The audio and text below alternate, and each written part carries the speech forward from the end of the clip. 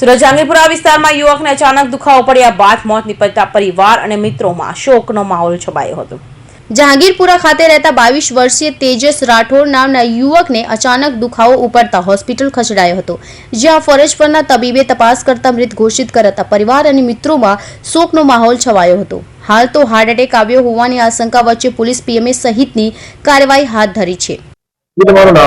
પ્રસાદ મુનિ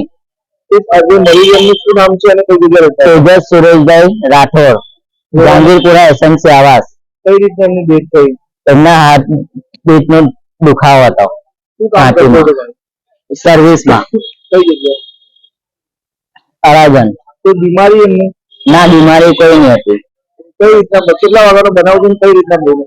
1-2 વાગ્યાનો બનાવ હતો અને 4 વાગે ખબર પડી। શું કરતો હતો ભાઈ? ઘરે હતો? હા ઘરે હતો અને અચાનક માં થયું। એના પરિવારમાં કેટલા લોકો છે?